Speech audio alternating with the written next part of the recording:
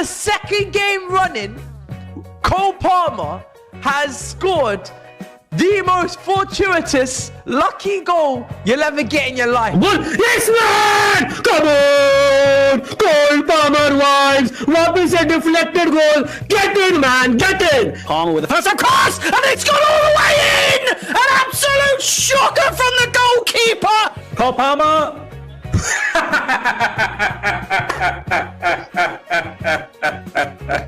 What I say, man? What I say? What I say? We literally said that we needed a Verbruggen stinker today, didn't we? Cole Palmer scores. I'm not worried about this opposition. I'm not worried about this opposition. I'm not worried about this opposition. I'm not worried about this opposition. I'm not worried. They're very, very naive. They're very naive, man. Oh my God, what the f has happened? Oh, for f***'s sake. What the hell has happened here?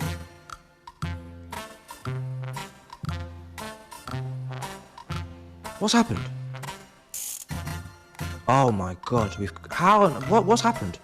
I turn for 1 second to read a super chat from my beloved brother from DC, and I turn back and I see this happening on my screen. Goes. And it is 1-1. Jorginho Rutter, the guy who was linked with us, or rather who... Very, very quick response. And truth be told, there really isn't much that Sanchez can do there. I'll be honest with you. I'm not worried, but look, I knew this was gonna happen though. I'm not worried. 2 seconds earlier. I'm not worried about this opposition. I'm not worried about this opposition. I'm not worried about this opposition. We'll score, they'll score, we'll win. I'm not worried about this. But you could see that goal was coming. We're so open, we're so rubbish in defending. I'm not angry. Yeah, we're in a spot above her now, boys. 2-1. There we go. Right as I'm telling you about my bowel movements. Jesus Christ. We are losing. We are losing to a team that lost 7-0 not even a week ago. 7-0! Handball है यार! Handball है यार! Handball था यार! नहीं यार, handball था! Handball था! Lamptey का handball था! That is not a goal, भाई! Mitoma, goal! There you go, Mitoma has scored. That goal was coming. We're not interested in this game. Just before the goal came, I've been saying, we don't look like we're interested, man. I'm not worried about this opposition. And Chelsea are behind at Brighton from 1-0 up to 2-1 down.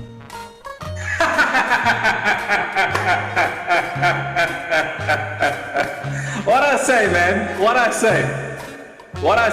I'm not worried about this opposition, man. I'm not worried. They're very, very naive.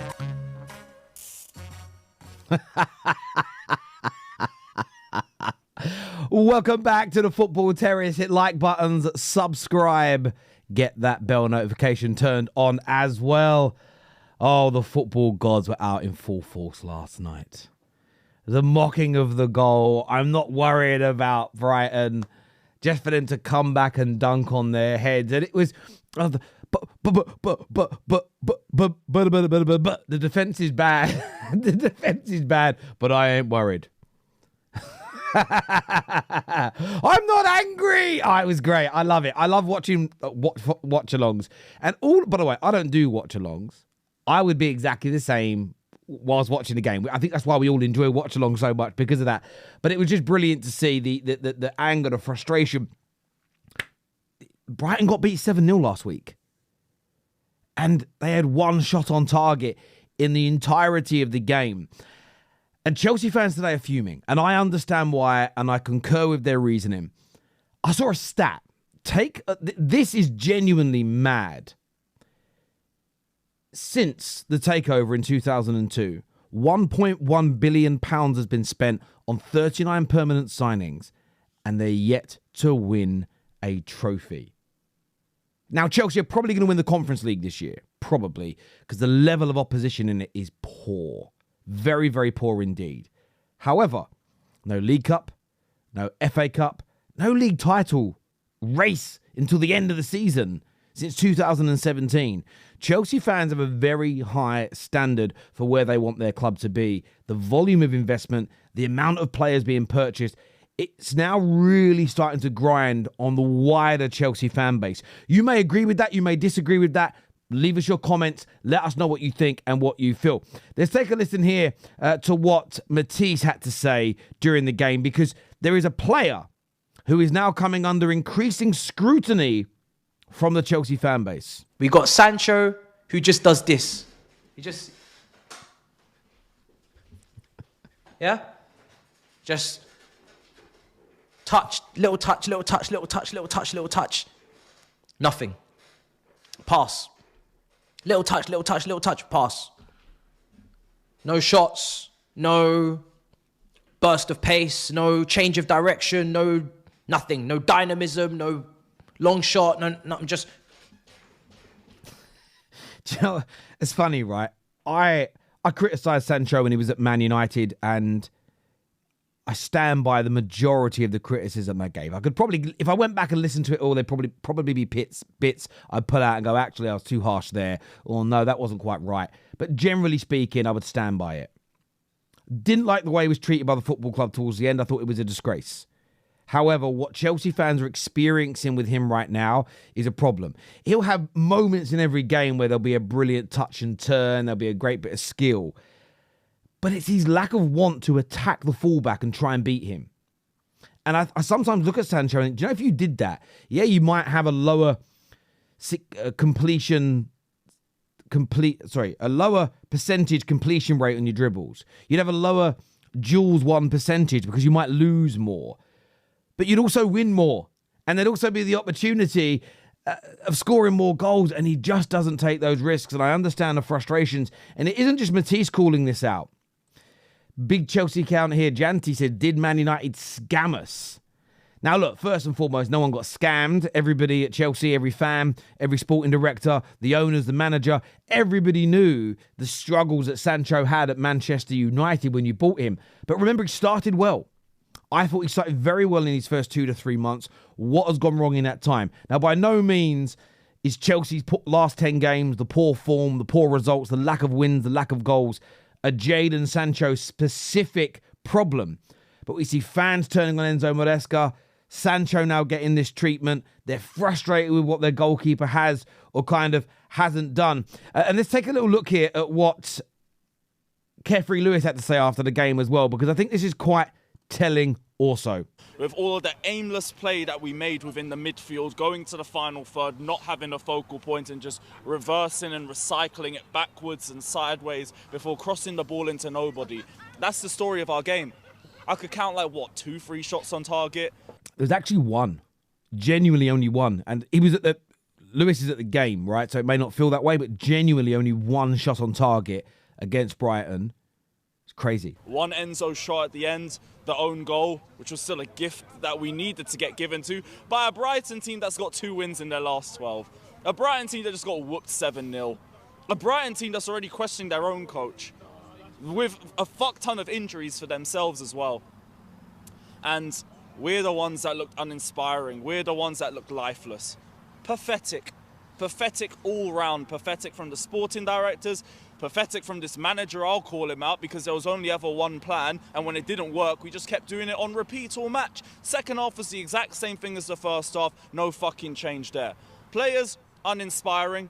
Sancho did nothing. Palmer, very ineffective, especially in the second half.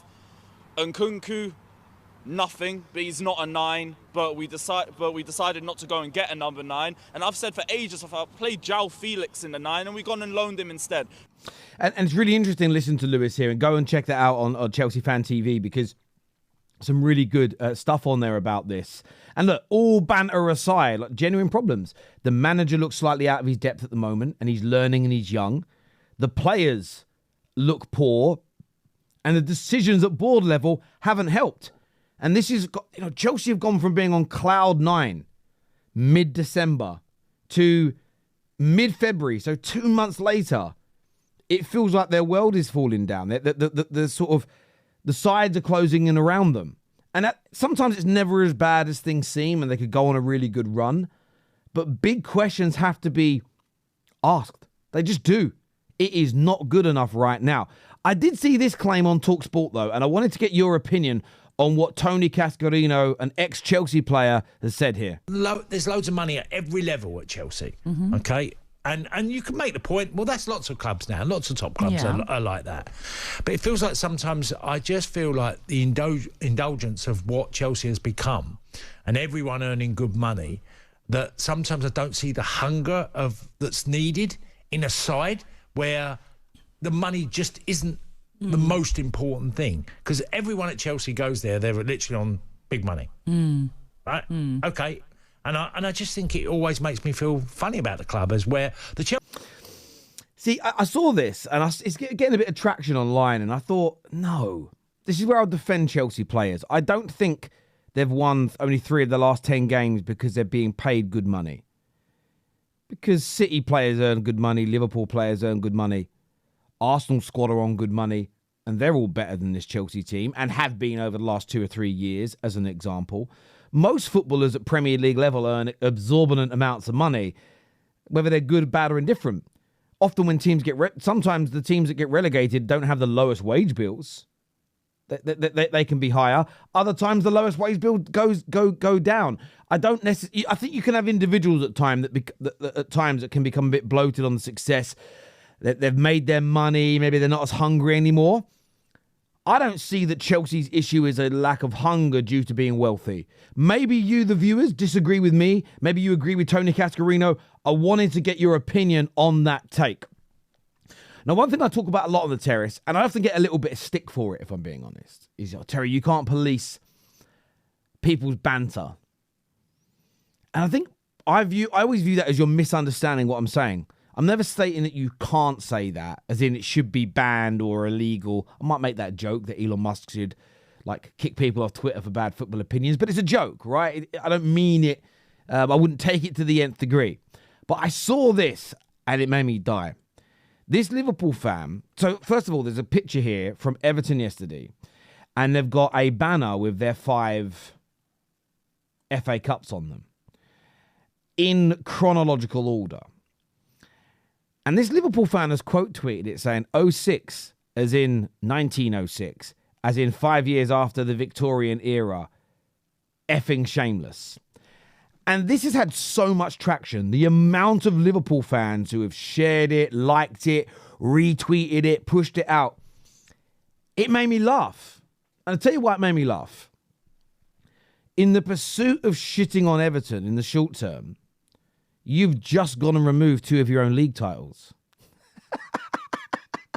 So Liverpool are not going for number 20 now this season. They're going for number 18. Because 2 of their league titles were won in the same time period that he is talking about. I always say this to people.